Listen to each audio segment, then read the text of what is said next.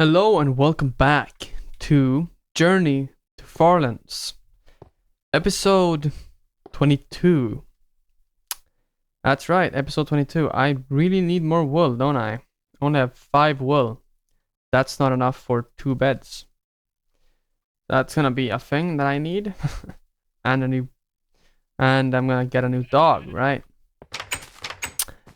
Cause Chris disappeared. Probably will reappear in time, like Ford did. But, can't be walking alone. I guess I can handle 2 dogs. Whatever. It is very strange that Chris despawned. But hey, it is what it is. We'll see if they reappear. Hello, sheep. Come over here. Gotta right click you. Deltarune updates. Let's start with that. Some Deltarune updates. Nothing new. And when I'm recording this, it's 8 days until release, so about almost a week actually. Probably, yeah, it's gonna be a week for you when you see this. Crazy. Time moves fast, huh? Time really flies fast. Whoa, what am I saying? Time really flies past fast when you're having fun. Right, guys?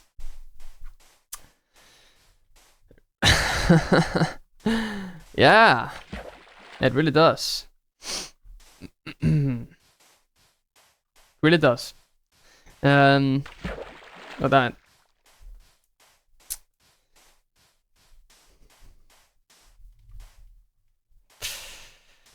I wonder if sometimes it's really hard to find wolves in this game for some reason. It's very oddly rare, you know? Like rarer than you would expect. But I'll find one eventually. Oh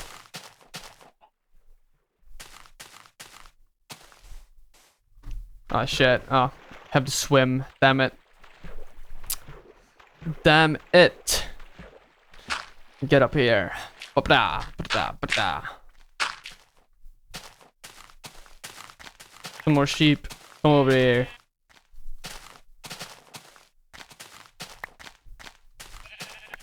Alright. Still no wolves.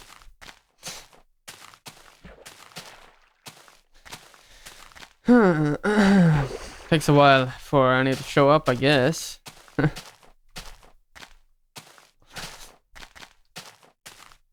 Alright, let's start us off with some interesting topics. Let's talk about horror. I'm a big fan of horror as a genre, you know. It's a really cool genre.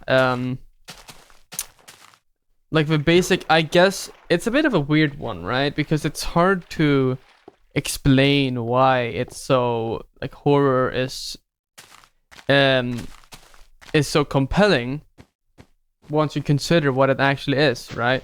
Because what makes it compelling aren't really things that we can properly describe easily, right? I mean, it's just, I guess, being afraid, being uncomfortable are quite powerful emotions for us, so they be also compelling. Yeah, I mean, I guess the same thing like goes with roller coasters, right? The tension, the ease of tension as well. When the tension finally releases with a jump scare, for example, or something. I guess there's something inherently compelling with that, I guess, you know. And horror as a genre is fascinating because it's so like depending on the media, right? Horror games work especially well because you're controlling the character itself. You can't look away, and the immersion is very much increased because you're controlling the character, and you might actually die because of your own faults. So the fact that you're in control makes it more frightening, right? Because you're the one doing the actions now. I also think like there are plenty of really good like horror movies and series.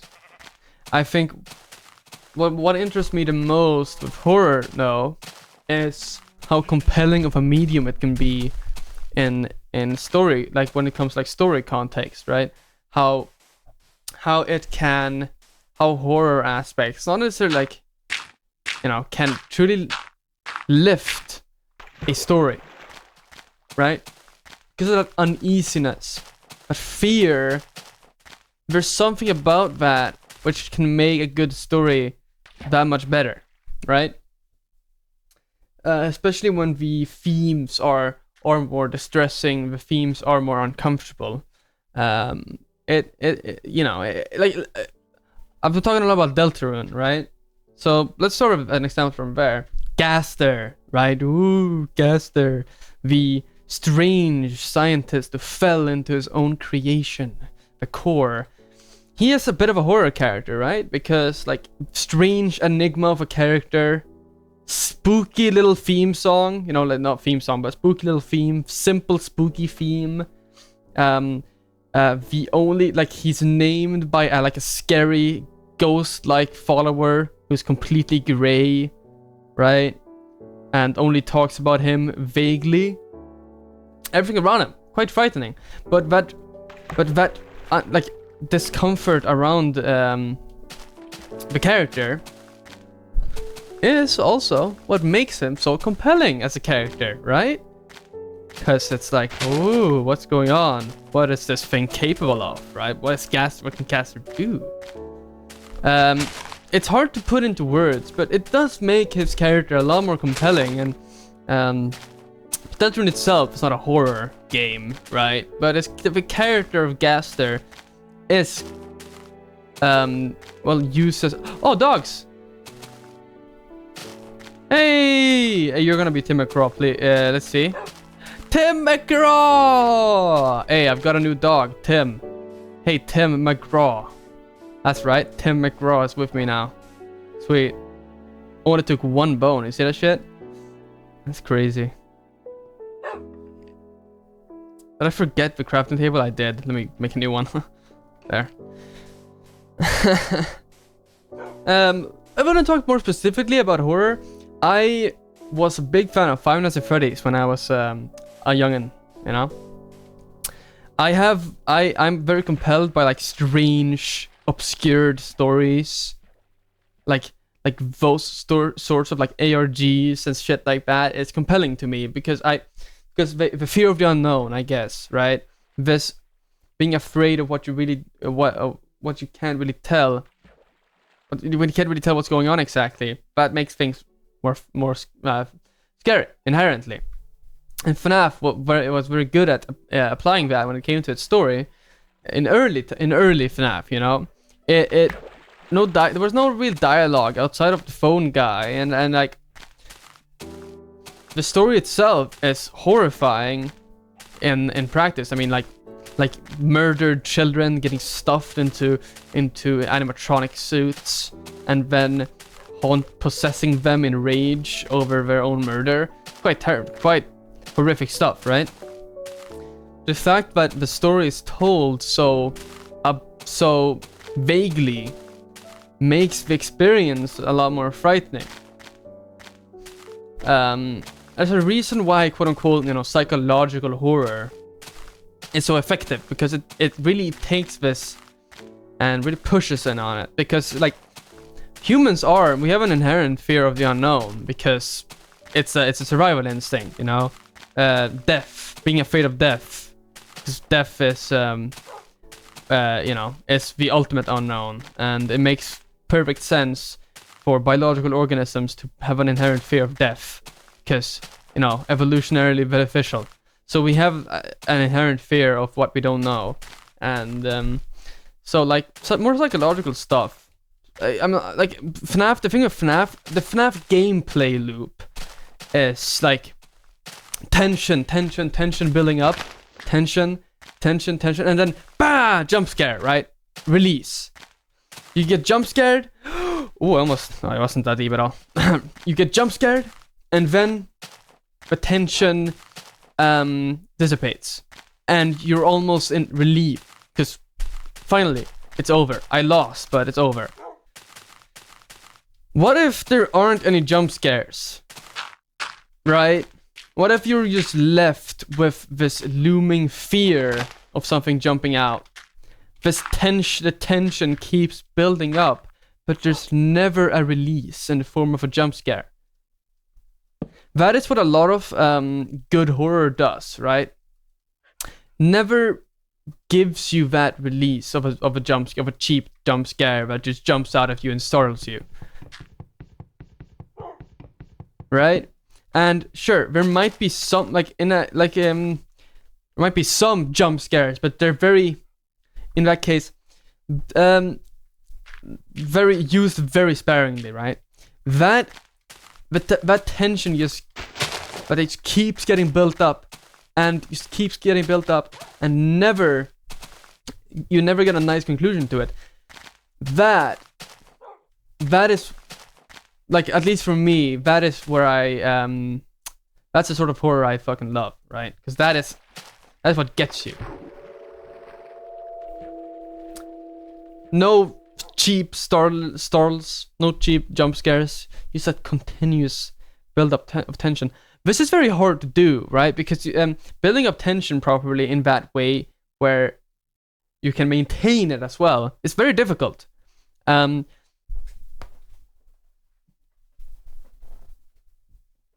yeah, but like works, games, movies, series, whatever it may be, right?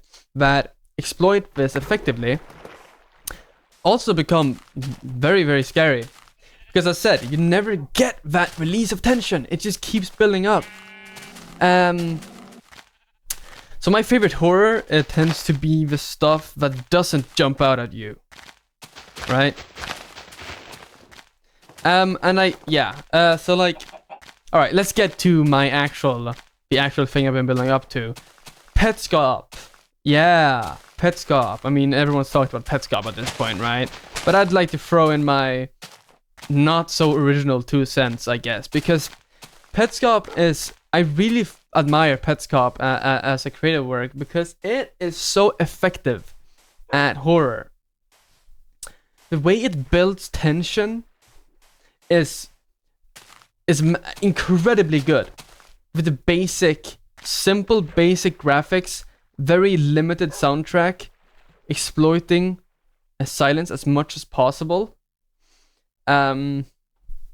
With your only like safe anchor being Paul and his commentary, right? But still, it's still freaky, right? It's still scary. But then in the episodes where Paul is suddenly gone, those episodes, now you suddenly realize how much of an anchor he's truly been. It's incredible at realizing, at making you realize that something you hadn't really thought about, which is like Paul, the narrator of Petscop, you know, and the main character, really being an anchor, and you don't really think about it until he's gone, and you're just left with the silence, the darkness. What makes this even more effective with Petscop, right, is because of the simple graphics and the way it illustrates its story. It's subtle, and there's a lot of things going on that you can't just tell from watching it. But the main themes, the basic themes, right, of, you know, child abuse and trauma, are, you can figure those out by yourself. And those themes loom over the entire series in a very effective way.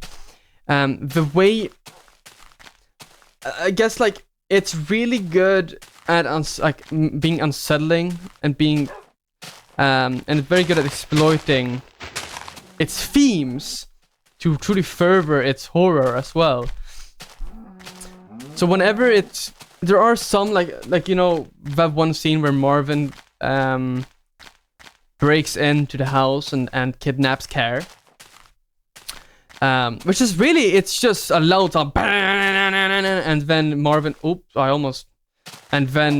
appears on screen and quote unquote like captures Care, and then disappears. Really, the graphics are very simple. It's very basic, but the fact that you're left to your own imagination to fill in the blanks, it's a masterclass in horror. It's so good because it forces you to fill in the blanks. And that's also like one of the very few quote unquote jump scares in the series is when he comes crashing in to the house, which is really a loud sound, but it fits. It fits because that is such a horrifying moment of the entire series. It's one of the most horrifying moments of the series, purely like thematically.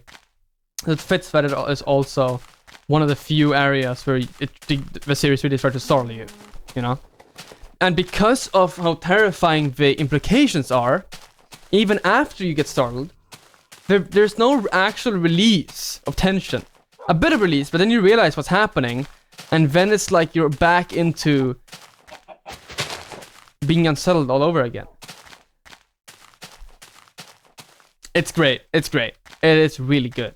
I am a very big fan of Petscop. I think it's an incredible piece of art. Like, let's be real, right?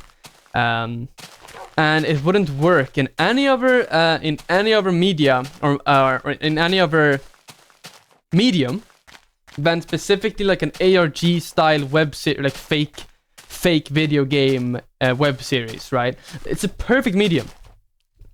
The fake game medium, right? Creepypasta style fake game. And oh man, does it do it well. I think Petscop takes a lot from creepypastas, obviously, with like the haunted narrative implications and stuff like that. I think it's the kind of a master class as well in you know using creepypasta themes as well. I'm walking in the wrong direction. I just realized. I hope I've not been doing that for too long.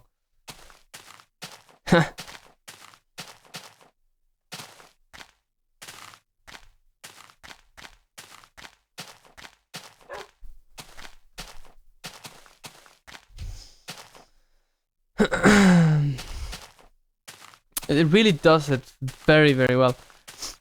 Another thing that kind of freaks me out is perhaps the original ARG style, like creepypasta, that has been copied dozens of times at this point. Bend Round. Honestly, for like how early it is when it comes to like ARGs and like that style of story, like internet urban mystery sort of internet story, horror story, it's very good actually. The story is a bit wacky, but the videos are really good, and I think the story does quite a lot well, honestly. So I props to Bend Round. I think it's quite good for what it is. Yeah. I used to be fucking so freaked out by Bend Round, by the way. Damn, that shit haunted me. Like that song of Unhealing, which is the reverse song of healing, you know that song? Fucked me up, bro. That song is, I don't know why, I think it's like because of how scared I was in childhood. It still gets me. I'm not obviously like, it's very unsettling to me still. Those sort of aesthetics are like that sort of like fourth wall breaking, eerie sense of like you're being watched, and like no real jump scares, so the tension just keeps building. Like that sort of like pretty much like internet exclusive horror. I mean, like, you know, the fake game. I mean, we're talking about Petscop, right, as well. That is very effective for me. It is, and I really like it, and that's another reason why I like Deltarune as well, because even though it's not explicitly a horror game, it still uses these themes, especially in its ARG, because there's an ARG, like this Spamton sweepstakes, right? I like ARGs, and it's a bit of like a meme, right? Because there's so many, it's a bit of overused, blah blah blah. But I think they're cool. When they're done well, at least. Do not despawn, please, Tim. Tim McGraw, you better not despawn.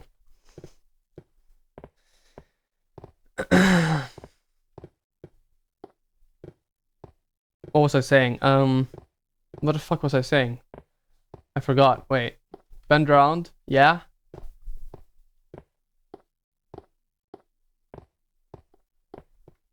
What the hell was I saying at the end?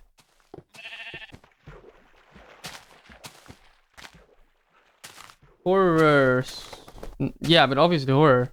But, bend round. I was saying bend round. Something bend round. I was talking about, yeah? What the fuck did I say at the end?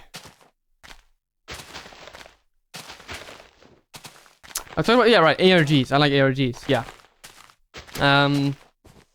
Deltarune, right, and Gaster as well. Gaster as the meta character, right? Kind of like Gaster kind of exists outside of Deltarune, like talking through the Deltarune Twitter and sort of being outside of the world of Deltarune as well, as that, you know, as like supposedly the creator of the Deltarune world, right?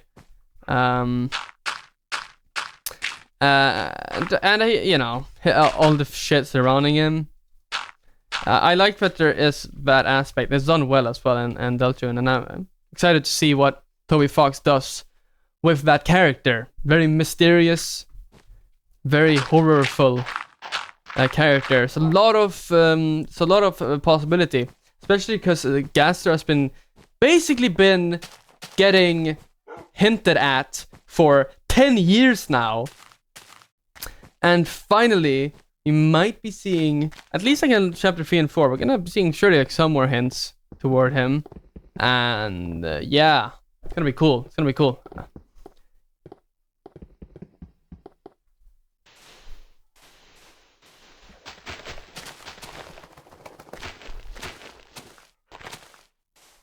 Gaster is obviously a very, very, very important character.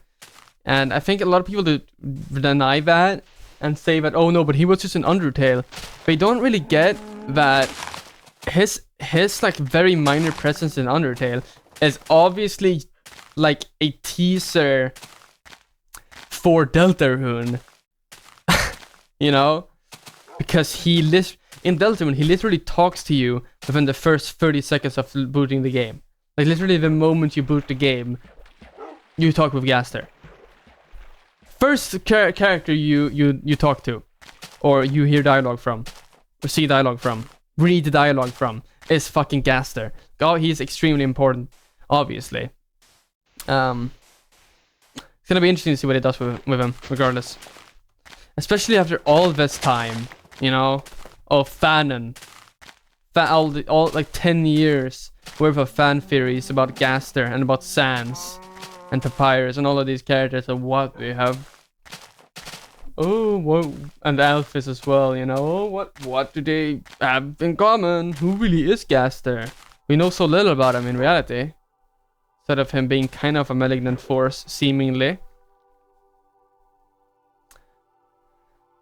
But we don't really know anything about him outside of some very minor things.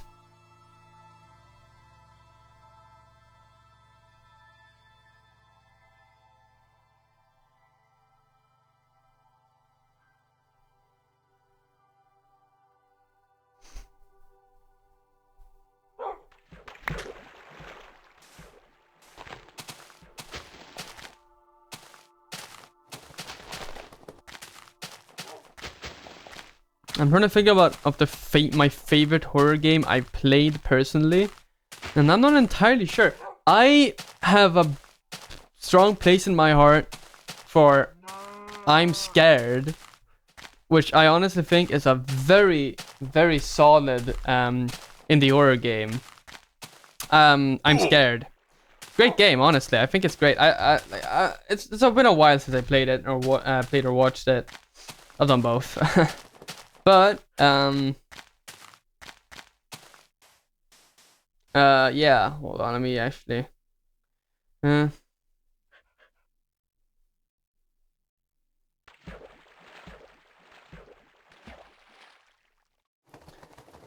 yeah, another game I find I really like outside of, you know, is remember the game Presentable Liberty? Great game.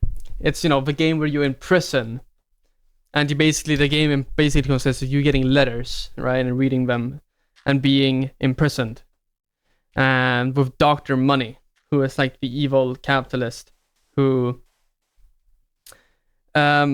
made a vaccine and then sells cures for it. Like basically sells like organs that intentionally fail so he can make as much money as possible. All right. It is really good, I think. It is a very good game. I saw the solitude. I need to find some pork for Tim. Got it. The solitude of the game is very well done. Yeah, I like that one as well. Good game. Good little horror game.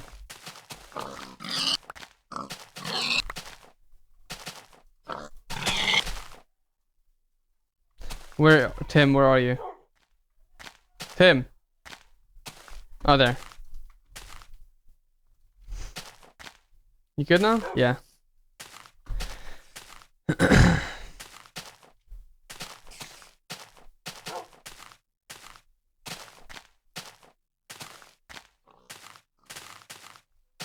Oh, Amnesia: The Dark Descent. That fucking game is so good.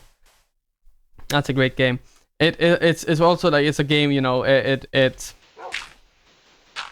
for immersion's sake, as the name of the game would imply, you have amnesia, so you know from the outset of the game, you know as much as the character does, which I really like that storytelling trick in video games. Disco Elysium does it as well, for example. Very different games. Don't get me wrong. Disco Elysium is obviously a CRPG. It's extremely different from the survival horror game Amnesia. But I have a big place in my heart for specifically main characters, that protagonists with amnesia in video games, because it's cool. It's immersing. It's a cool trick. I like it. Especially when it's done well. Amnesia is a great game. Very good horror game.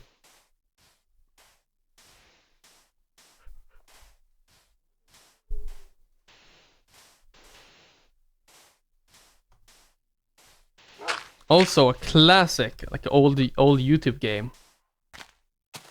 That was like PewDiePie, sort of this rear off of it, right? Kind of like Stefano and barrels and whatever. And even Markiplier did as well, right? He played Amnesia. Yeah, he played Amnesia. Well, he got, like, Markiplier was already pretty famous before Five Nights at Freddy's. But, like, FNAF was what really sent his career into the atmosphere, you know? Out of the atmosphere, I mean, I need to make more boats.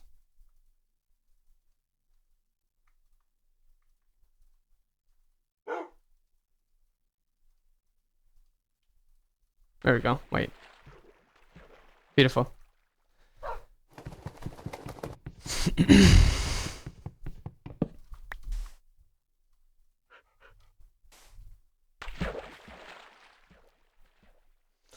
I think like you can say whatever you want about FNAF, but Five Nights at Freddy's was such a like a cultural reset when it came to horror games. Like, just the storytelling, the obscure sort of like creepypasta style, like very, very obscure storytelling, find the clues style storytelling, you know, combined with like the very atmospheric style horror, you know, that type of fuck. It really did, like, basically no horror, like basically every fucking horror game after 2014 is somehow inspired by FNAF, especially in the indie game area. It's so looming over everything, right? Yeah, it is. It is. What an important game. For the entirety of the video game industry, but especially horror. Massive cultural reset, and actually insane how influential it was and is, I guess. Holy shit! Another ocean again. God damn! Calm down.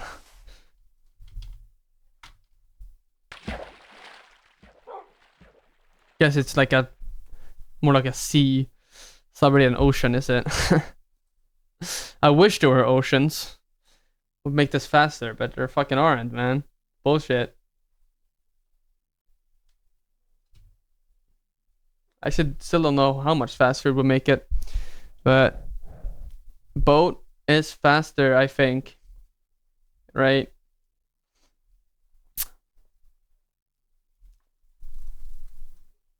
I wonder if Chris will reappear like Ford. I mean, surely, right? We'll see. I got Tim at least. That's cool. Oh yeah, I've got to document Tim McGraw. He appeared on the 22nd episode. Gotta document that in my document. Document. That's funny. Like dog and document as like one word. That's like hilarious. Document. I'm kind of like a genius when it comes to comedy. I don't know if you've known that. I mean, some people call me like the comedian, like the comedian, because I'm kind of like the best at comedy. So there's not really a reason to do comedy because I kind of exist, if you get what I'm saying, you know? Oh, well, I'm up here now, I guess.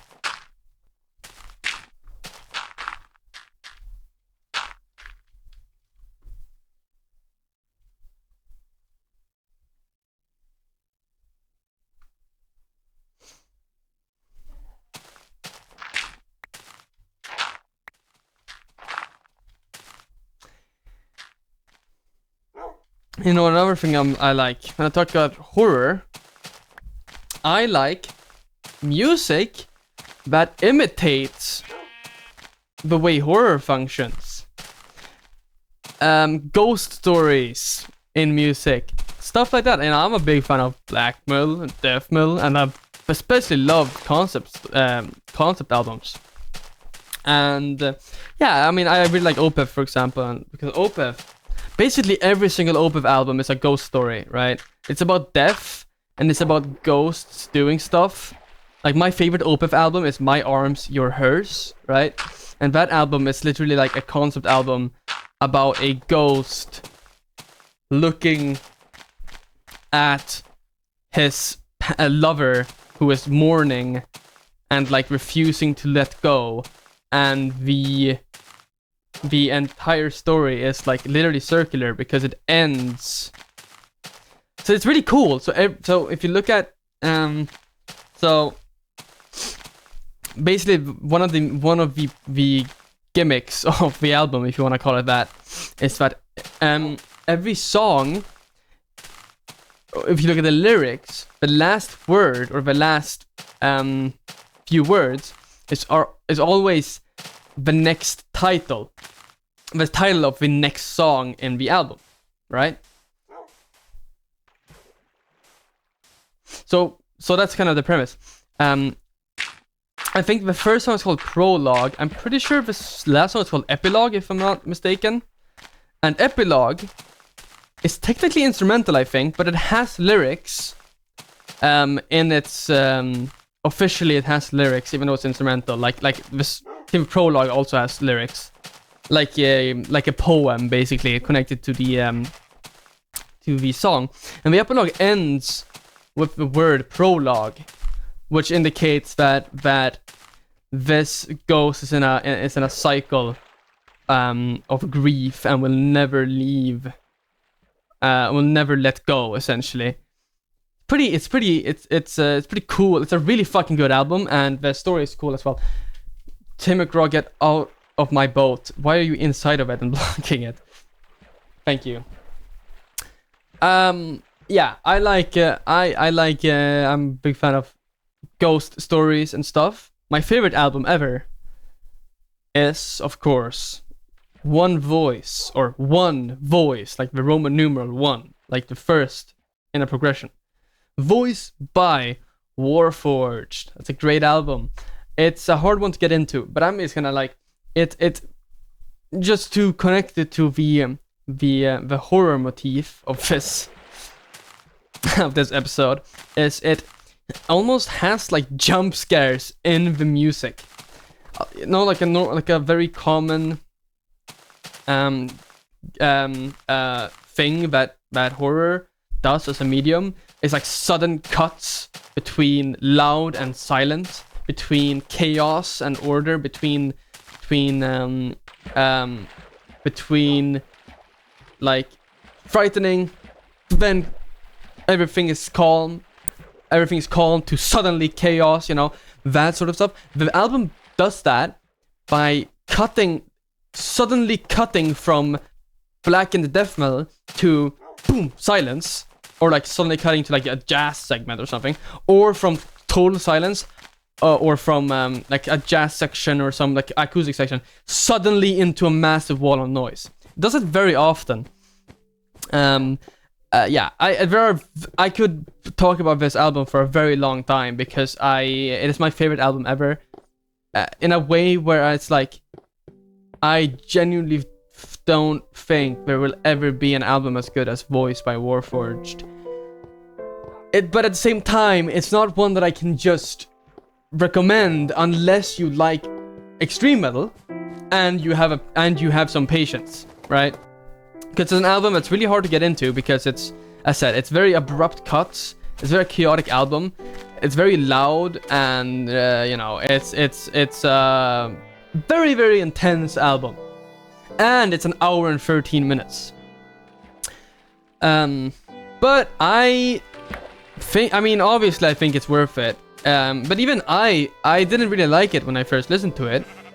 It grew on me, and eventually grew into what I think genuinely is like the magnum opus of the entirety of the art form of music. I think it is genuine perfection. Yeah, I hold it in very high regard, you see. A fucking great album. It also has a lot of like guest musicians as well. It is technically a technical death metal album, but it doesn't have. It's a lot of shugging and but the technical sections are really well performed and fit the music perfectly. So like the complex solos and riffs and stuff are very well done and fit very nicely into the rest of the album. The vocals are fucking incredible as well. It's a really good album. It's basically what I'm saying. And as I said, I think it is basically a horror album in a lot of ways. In the story as well, the story about grief, about two brothers, one dead, the other alive. The alive one grief-stricken takes the brother's death and believes it to be their fault, and the dead brother essentially being in a sort of purgatory state between life and death. And at the end of the story, both of them let go. It is honestly, it's surprisingly, if you actually read into the story, I'm obviously I love the album, so I'm doing that, right? The story itself is honestly very well written and very beautiful. Essence of the Land is their first EP, and it's basically like part one of the story. Right? But yeah, like lyrically as well, I think it's a masterpiece. It's very, very good at what it's doing when it comes to the story. It's beautiful. I mean, the end of the story literally being both characters, one letting themselves pass, basically, right? Letting go of themselves and accepting death, basically, and the other, the other brother letting go of the grief and allowing themselves to live. Surprisingly beautiful themes and lyricism for a blackened death metal album. Specifically a technical progressive blackened death metal album. With like extremely distorted vocals. But hey, that's what makes like progressive metal so cool, right?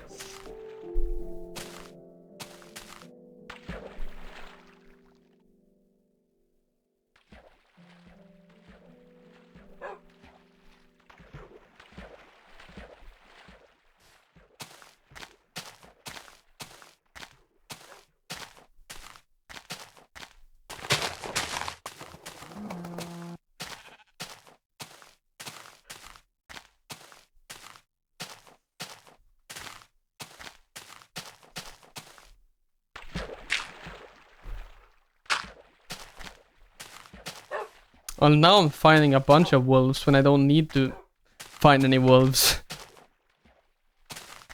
Hey Tim, look, friends!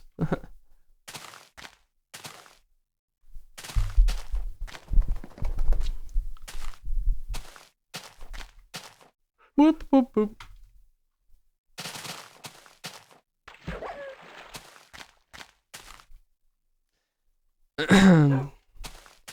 Stop jumping off cliffs like your predecessors. You need to be better than them, Tim. Okay? Stop jumping off cliffs, please. I would be very thankful if you would not be as suicidal, especially not as suicidal as Ford. Ford was the worst of them all, even though Ford somehow managed to survive the longest, until, of course, the forbidden, demonic episode 13 that will never see the light of day. Because it's gone forever, and I've erased it from existence.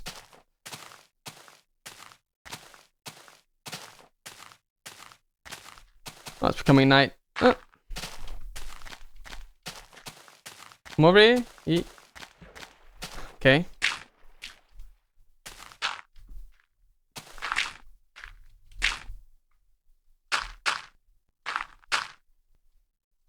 There we go. I'm gonna need more blocks, aren't I? Why did you teleport right then, Chris? And why did you jump off the tree? Okay, you know what? You're good. I'm not even mad. I'm just disappointed.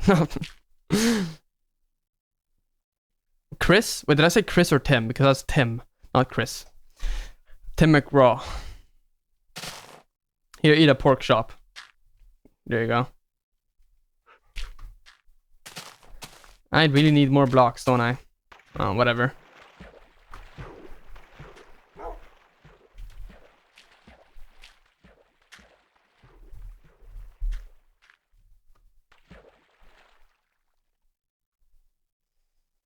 I'm gonna...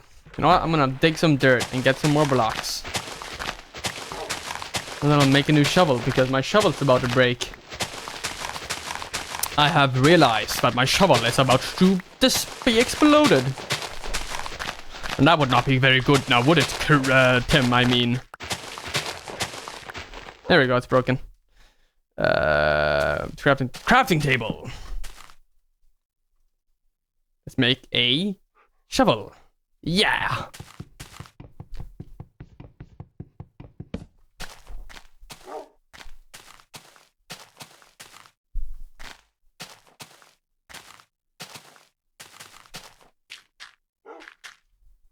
I need to make more boats again. Man, you really eat through boats, huh, don't you? In this game, you for some reason cannot pick up boats without them breaking, which is a really cool mechanic that Notch for some reason implemented instead of just being able to pick them up. Until someone at Mojang was like, this is a stupid mechanic. We should let people pick up boats. Because boats are really easy to make. They're like five blocks of wooden planks, and you made a boat. It's just like kind of annoying because you need to have like 12 of them in your inventory if you're journeying like I am.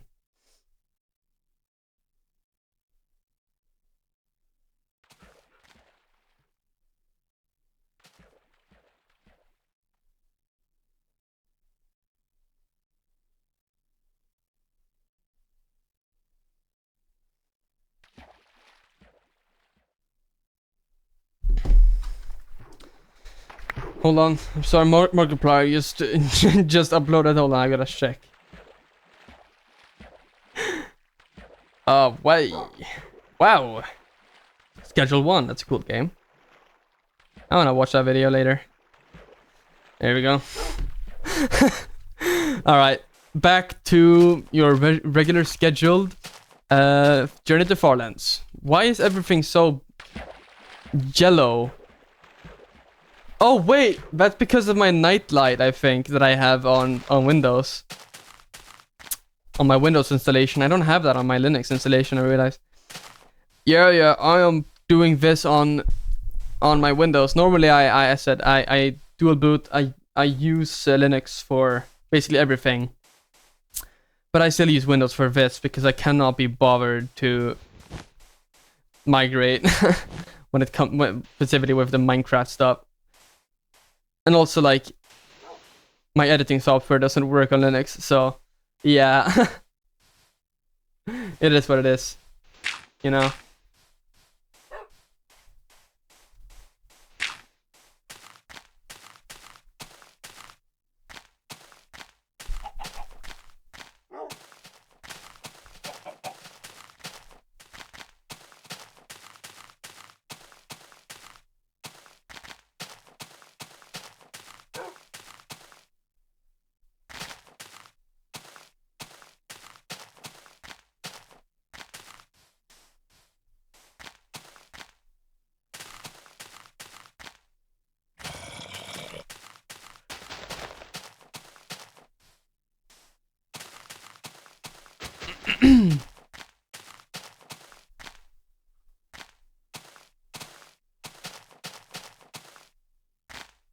Man, I'd like some Minecraft music right about now.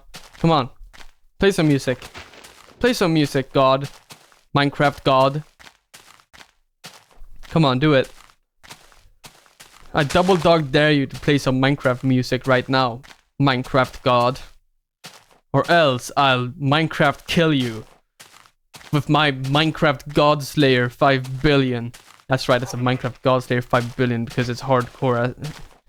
I'm just saying. It's not a threat, it's a promise. Minecraft God, I swear to God, I'll do it. I'm gonna flipping own you.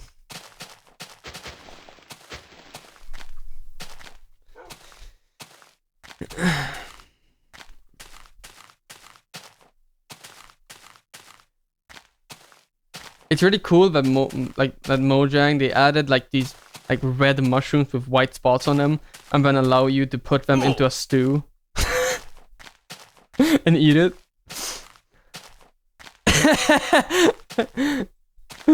That's a very good thing to teach children. Hey children, eat the red mushrooms with white spots. They're very yummy. And you can make good stews with them, children. Ah.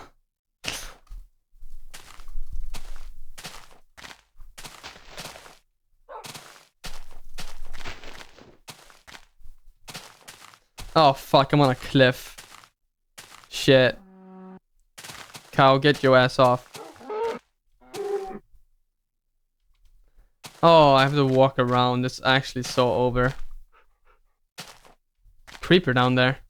Hi, creeper. Hello, creeper. Tim, look. Look at the creeper, Tim. Tim, look at the creeper. There's water down there. I almost died. Oh, fuck. Why did it sound like it was to my right? Why did I take fall damage? Did I not fall into the water? Hello? Huh.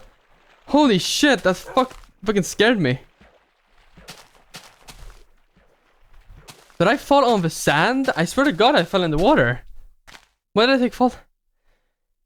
Dude, why did the creeper sound like it was right next to me? Oh no, I mean to the right of me or whatever. When it wasn't. It was like exploding from the wrong direction. It fucking scared the shit out of me. I thought it was another creeper right next to me.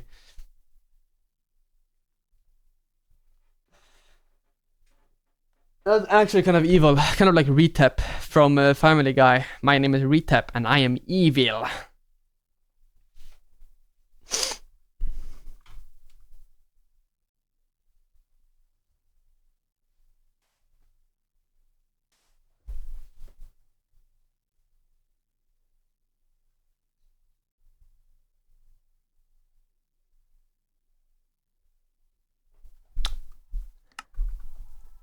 Oh, there's some music.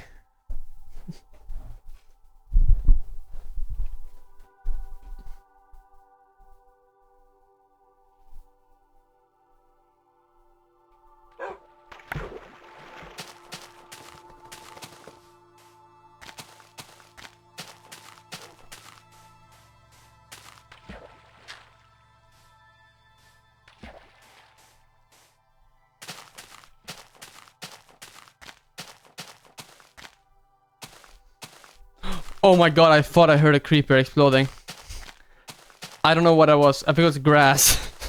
Alright. I think I'm getting a bit paranoid. It's a good song. And a good album. By Black Sabbath. Hell yeah.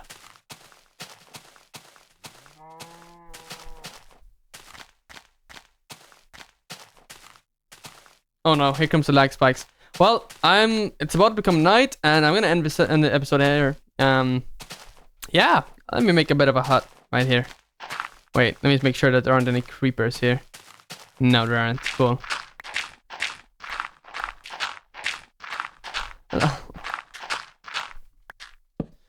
I don't have much wood left. That's a thing. Oh, that's a problem for future me. No, Tim McGraw, you entered the house and he's left. Tim, get back here. Get in. Come in. Fuck's sake, Tim. Tim. Come in. Tim, get in, man. What are you doing? Get in. Why are dogs like this in this game? Come on, get in. Get in. Come. Get in! Come on! Oh my... Okay, whatever. I don't even care. Where are you going? Alright, you know what? Yeah, sure. You can play outside, Tim. If you wanna. If you want so badly to do so. I'm not gonna stop you.